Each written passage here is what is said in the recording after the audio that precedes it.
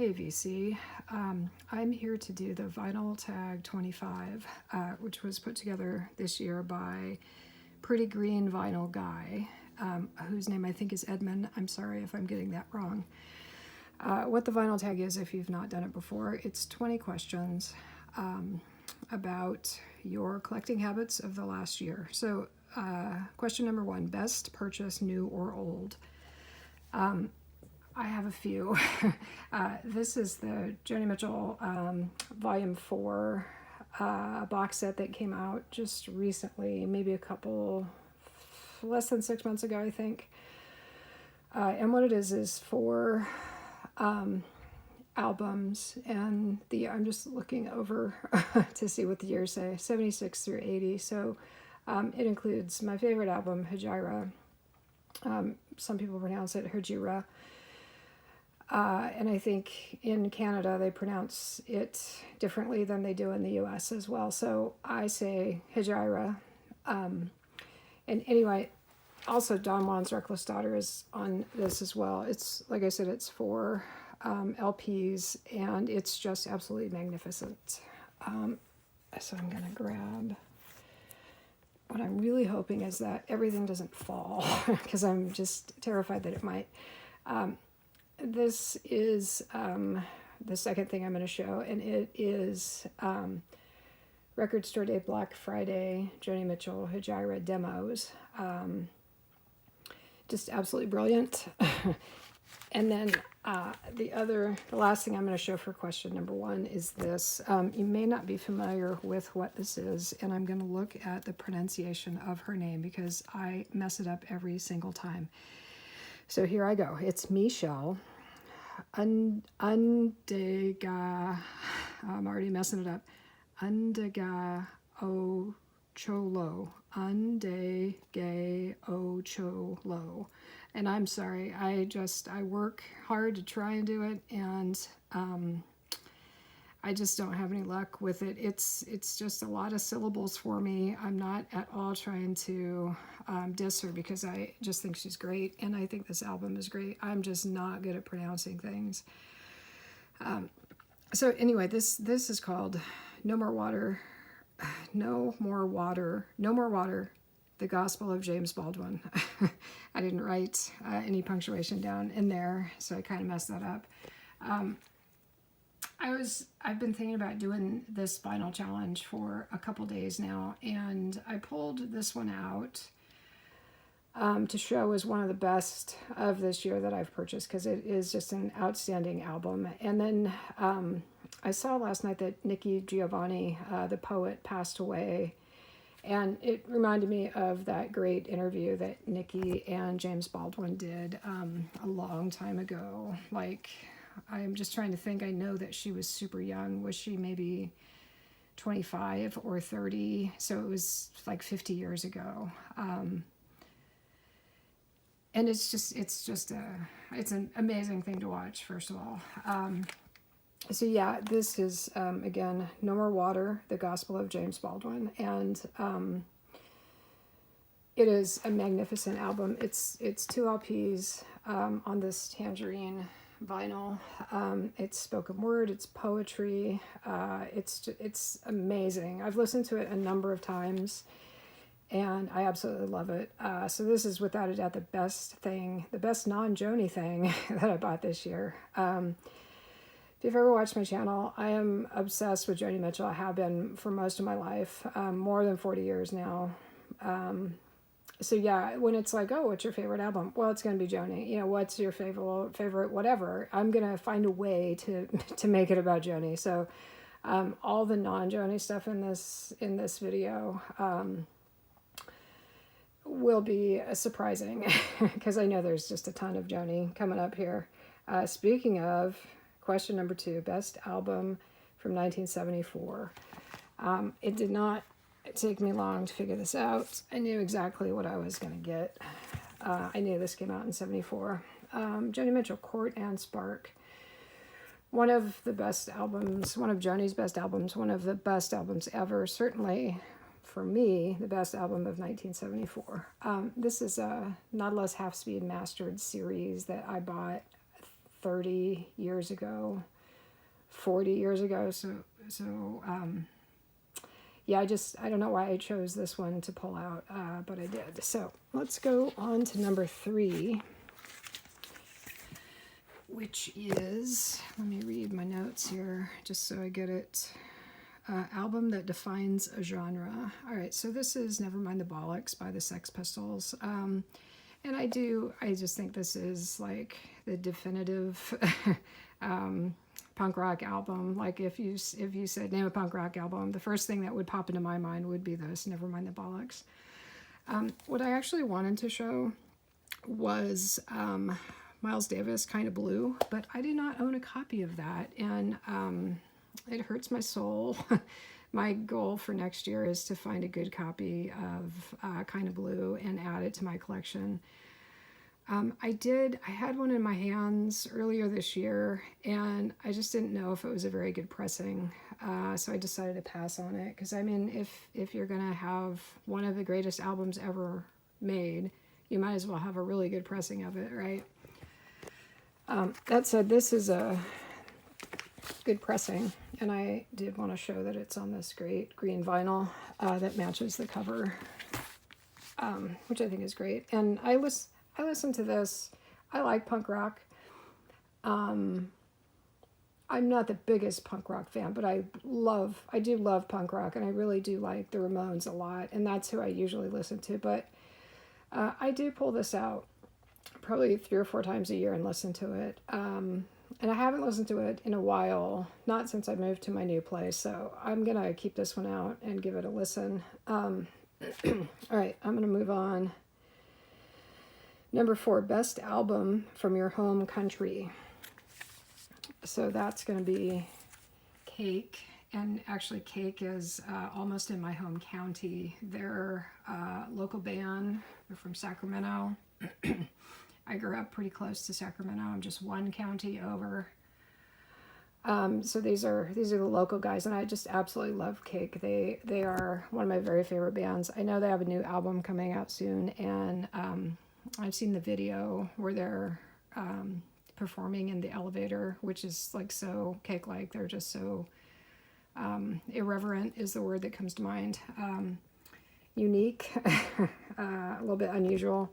So I just absolutely love them. Number 5, An Artist You Miss Dearly. I thought about this one for a while, and I decided to go with Patsy Cline. There's some other, honorable mentions, including, sorry, this is my laundry, but look at that, it's Tom Petty. He's definitely an honorable mention. And then also Jaco Pastorius is an honorable mention, but I decided to go with Patsy Cline because she is just pretty much a lifetime favorite of mine. And there was never a time, she died in 1963, and that's before I was born. So there was never a time where we overlapped in the way that, I was in my 20s when Jaco died, and I was in my 50s when Tom Petty died. Nonetheless, she is one of my very favorites of all time. This is a 2 LP set. So if I can turn it. I'm concerned that all of these records are going to fall over. So it's on pink vinyl. It's upside down of the label. But, for me, like I said, since I've known anything about music, I've known about Patsy Cline. She's just always been, I had that Showcase album that was my dad's, and I used to play that album a lot. It's one of the first albums I started ever playing. She was 30 when she died. And we actually had her for 2 sort of extra years, because when she was 28, she was in a really bad car accident, a car accident that, probably should have killed her as well. I think that she flew through the windshield. Probably the only reason she didn't die is because she was in a big, huge, car that weighed 800 tons. But yeah, so she burnt out too soon, but we did get a couple extra years of her. So, I guess that's good. Yeah, you know, I mean, she's 30. What, you know, Joni Mitchell's 81 years old now. That's 50 more years of music that we got from Joni. Just, I mean, imagine if Patsy Cline made it to 80, like the amount of like recordings that we would have. So, you know, there's a lot of people that we miss, but for me, I'm just gonna go with Patsy Cline as my number one. All right, let's see where we are. 6. Best live album in your collection. Sorry guys, but we're going back to Joni. This is Shadows and Light. It came out in 1980. I think it's just an amazing album. It's one of the albums I've listened to the most throughout my life. This is one that, like, if I was going on a road trip, I'd make sure I had the CD, I'd pop it in, and then just sing at the top of my lungs throughout, you know, the whole entire thing. It's got, like, Pat Metheny, Lyle Mays, Jocko, you know, I mean, the musicians on it are amazing as well. And, yeah, I love this album. Joni does have another live album called Miles of Aisles. It's a good album as well, but I do prefer this one, and this is actually one of probably my top 3 favorite Joni albums. I just love it so much. All right, let's see where we are. Best live album 7, number 7. Your partner dumps you. What are you gonna listen to? Sorry if you don't like Joni Mitchell. Just like, you know, you can turn the just tune out right now because there's going to be more. So your partner dumps you, and what are you going to listen to? I'm going to listen to Blue. You know, it's all about, like, you know, love, losing love, and wallowing in your misery and finding a way out of it. This particular copy, I'm just kind of flexing a little bit of what's in my collection because this is on blue vinyl. Came out in 2017, I think. It's worth a little bit of money now. So I have 4 copies of Blue, but I have like a player copy, so I'm trying not to play this one anymore just because, you know, hoping that it'll retain its value. But I love getting it out to show because, you know, blue on blue. Then another album that is good to play if you are heartsick is Hejira. So this is the first couple records I showed were the Hejira demos, and then the box set of outtakes that includes Hejira. And this is the actual album. I think I'm just gonna flip this around. Yeah, it's not super exciting, but it's on I think it's a second pressing, so it's on a different Asylum label than we're not used to seeing. So, you know, Joni got in her car and she drove across country while she was writing the music for this, and you can kind of tell that because there's no piano. It's all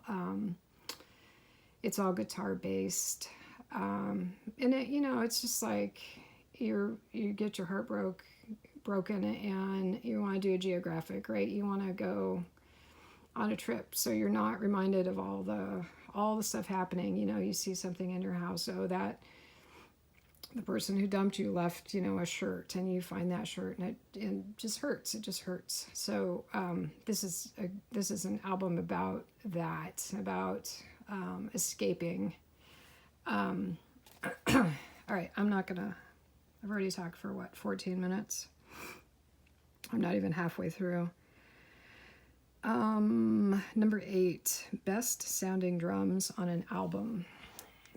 Okay, this is gonna be a little bit surprising. Look at that, it's not Joni Mitchell. I'm sure I could have found some Joni Mitchell, but I decided to pick this one, Sleater-Kinney.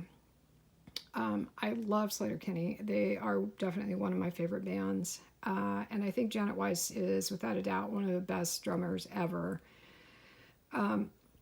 It just says best sounding drums on an album. It doesn't ask to like single out any songs, but I am going to single out the song Jumpers. And it is just wild. The drumming in that song is just wild. You know, they were on, what's his name, David Letterman, when this album came out, and they performed Jumpers, and you know, even though Carrie and Corin were jumping all over the stage, really the most amazing part was watching Janet, because she was just in a trance, and it's just mesmerizing to watch that video of this song, because she is just a monster, an absolute monster in that song. And like I say, it just looks like she's in a trance. It is amazing. Also on this album is Modern Girl, which you may be saying, well, it doesn't even have drums on it. It doesn't have drums for like the first half of the song, and then you know, it's just a song, and it really pulls you in, and then all of a sudden Janet sits down with the drums and the harmonica, and it just becomes this anthem. It becomes an absolute anthem. And it's just, it's one of my favorite songs it's one of my favorite songs of Sleater-Kinney. I was going to say on this album, but in general, of all their songs, Modern Girl is one of my favorites. And I love Janet's drumming in that, even though it's, you know, she's not being a monster like she is in so many of her other songs that she does. All right, let's move on.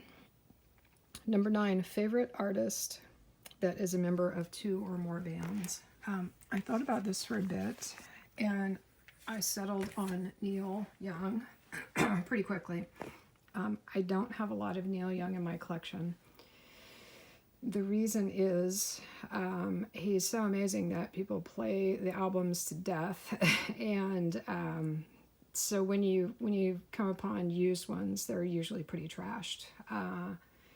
So I do have this one, Rest Never Sleeps, and I have another couple as well. What would be great for me is if I just bought like a whole box set of Neil Young, like a brand new thing, because then I wouldn't have to be always concerned, when the cover looks really rough, is this gonna just click and pop the whole way through? All right, so Neil Young. The next one, what are we on here? Number 10, Beatles or Stones. The only note I wrote to myself was, duh, because for me personally, it's going to be the Beatles. I do like the Beatles a lot. I like the Rolling Stones just fine, but I like the Beatles a million times more than the Rolling Stones. This is, I don't know, maybe like, I don't know what this pressing is of Revolver. It's not a recent issue, but it's not all that old either. So we'll just leave it at that. I'll move on. All right, I think this is the, flip to my next page here. Number 11, you found a bag of weed. What are you listening to? So I bought this recently. It's called 300% Dynamite. You can see it says ska, soul, rocksteady, funk and dub in Jamaica. It is a 2 LP set. See if I can get it turned around here. It's on blue vinyl, 2 beautiful blue vinyl LPs for you to play. And, should I ever find a bag of weed, again, I'm afraid the records are going to fall. This is what I'll put on. I don't know what I'll do with the bag of weed because I don't actually smoke dope. I haven't for a long time. I'll just admire my bag of weed while I play this record, I guess. And that's all right. I can do that. All right. Yeah, let me just make sure we're not going to fall over here. Let's see where we're at. We are at number 12, an album from the 80s that you still listen to. I actually listen to probably about 80%. I'll go with 60% of what I listen to is from the 80s. This is Kate Bush, Hounds of Love. I've had this album since, did it come out in 86? I've had this since 86. And it is the marble version, so it's got, you can kind of see it. It looks better in person and not under 2 layers of plastic, but it's the marbled version, silver. You see what it is. I won't keep talking. I'm already at 20 minutes, guys. All right, 80s, Kate Bush. Still love Kate Bush. Moving on. Now we're getting to the controversy. Artist whose political stance has soured you. This is Michelle Shocked. This is a CD. I don't have anything of hers on vinyl, and I'll never buy anything of hers on vinyl. She is welcome to her opinion by all means.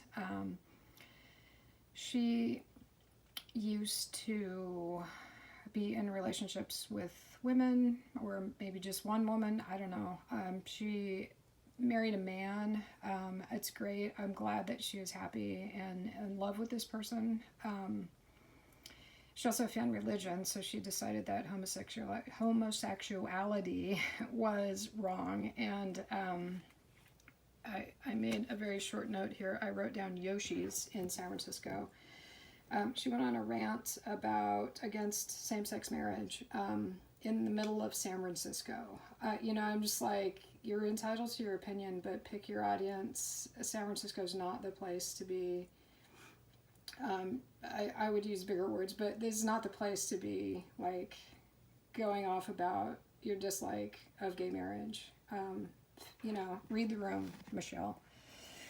So yeah, I'm just done with her. I don't normally just be done with someone, but I am absolutely with her. Okay, show a favorite record label. I know that this is actually more like a label that produces records that you like not just, but I'm doing it a different way. Briefly. Nothing I do is brief, it seems like. And I'm just showing this beautiful Decca label because I don't know why, but I just think this label is beautiful. So, what I think the question actually is show a label that you like. What does it actually say? Favorite record label. So a label that produces bands that have music that you like. That is, I believe, what the question is supposed to be. And so I am going to honor that by going with the Sub Pop label. This is Slater Kinney, Dig Me Out. It is a phenomenal album. There are a lot of other people on Sub Pop. Is Sub Pop still around? I think they are. So, check them out. I'm sure you're familiar with them. I try to speed up a little bit here because I'm already 23 minutes. It's like I don't say anything, but I just talk and talk and talk. It's kind of the story of my life. All right. A run of 3 great songs. 3 great singles. I don't have the singles. I don't really have all that many singles in my record collection, but I do have this album, Tom Petty, Full Mood Fever. We saw earlier my laundry pile with my Tom Petty t-shirts. I really am a big fan. This is Tom Petty's debut album as a solo dude, I think.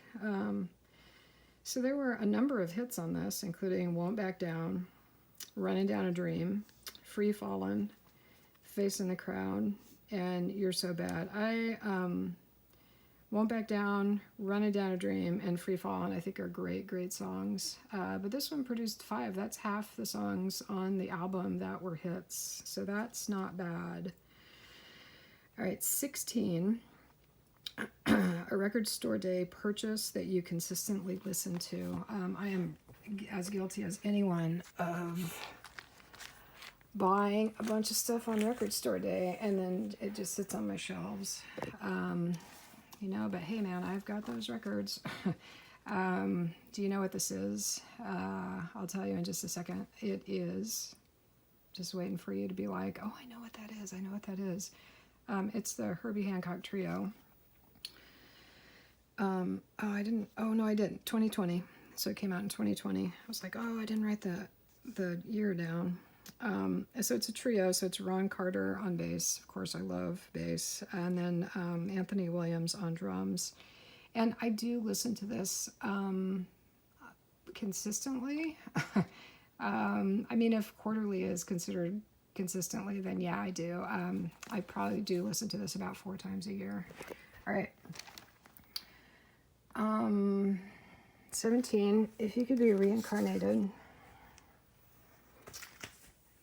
let's find it again. Sorry, reincarnated as any artist, dead or alive, who would it be? I chose 2 people. This is Nina Simone. And I did write down without the physical abuse and mental health issues, please.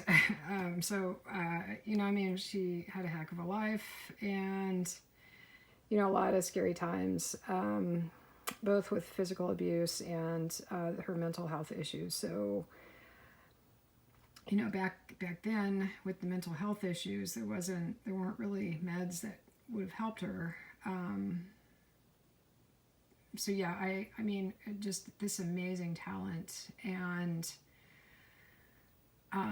yeah, if I could be reincarnated as someone, I would pick her, but I really don't want all that that baggage. So my other option would be Tracy Chapman, who I'm pretty much the same age as.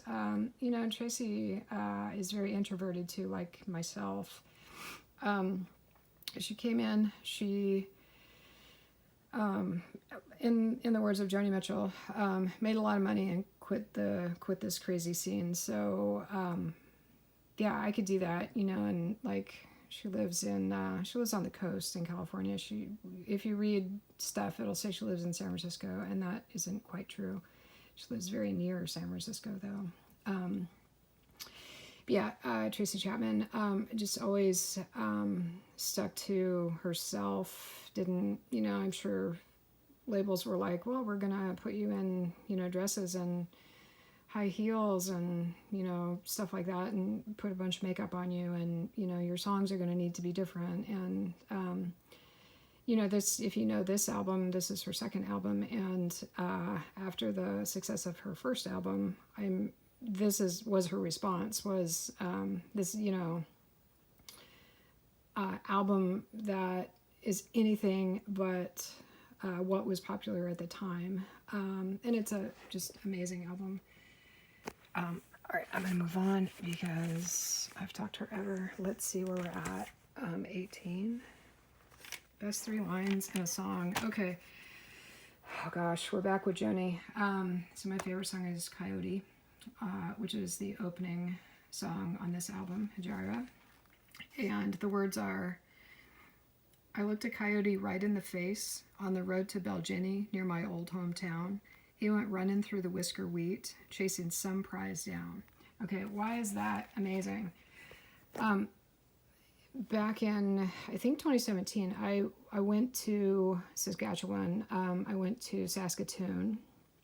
I was going to watch some women's hockey, and one of the main reasons that I went was because Saskatoon is where Joni grew up. So I was going to get to do the whole Joni tour. And one of the things I did was I drove up to Belgeni, which is an unincorporated area and was not on, there were no signs that said, you know, go off here to go to Belgeni. So I ended up driving up to Maidstone and, is it Fort Macleod? I can't remember exactly. And then I stopped at Tim Hortons, and I looked up the map, and I drew a little picture. I drew a map of Canada in my little notebook, and I mapped it out, and I put a little dot where I needed to turn off to go to Belgeni. So on my way back, a good 2 hours later, I made the turn off. I didn't go off the road. I made the turn off to go to Belgeni. And as soon as I turned off and was driving on the road, the snowed over gravel road, a coyote ran in front of me. I am not joking. And he was chasing a mouse. And the mouse ran into the whisker wheat. I swear to God, I'm like, the hair on the back of my neck is standing up right now. And at the time, every, like, I had goose flesh everywhere. It freaked me out so much. I looked a coyote right in the face on the road to Belginny near my old hometown. He went running through the whisker wheat, chasing some prize down. As I turned off to go to Belginny, this happened. This happened to me. These words played out in reality. There was an actual coyote that ran across the road in front of my car. It was the most crazy thing that's really ever happened to me. So yeah, I knew when I saw this question that this is what I had to pick. All right. Number 19. I hope you believe that story because it really did happen. And I hope I told it well enough. Because it freaked me out so much. It absolutely freaked me out. I was like, oh my God, the song is playing out right in front of me. It's like literally happening. All right. Number 19, an album that you never get tired of. Well, we're looking at one right here, Hejira. I've listened to this thing 1,000 times. Is this one is on, yeah, the regular Asylum label. I'll just show it. We all know what that looks like. And then, look, another old friend is back. Shadows and Light. I never get tired of listening to this. I listen to it monthly, sometimes weekly, sometimes daily. This just for me is a quintessential album, like one of the best albums that there is. All right, we have made it to the end. Number 20, share your favorite VC channel. I do watch a lot of VC channels. I think that Bob Bradley is my favorite. I also like Frank Landry. The reason I like Bob is that he is also a musician too. So I learn a lot of stuff from him, and I also learn a lot about jazz because I've been trying since I've started collecting records again, which is really from about, I think 2017 is when I started collecting again. I've been trying to collect jazz and learn more about jazz, and I learn a lot from Bob Bradley, so I recommend his channel highly. All right, that's it. I've talked for more than 30 minutes. I can't believe it. So again, thanks to, I'm going to look it up. Is it Edwin? I think it's Edwin. And it's Pretty Green Vinyl Guy. So I didn't even need to grab my book. I did remember. And my green vinyl copy of Nevermind the Bollocks will be my tribute to Pretty Green Vinyl Guy because it is definitely a pretty green record. All right, peace out, vinyl community. Ciao.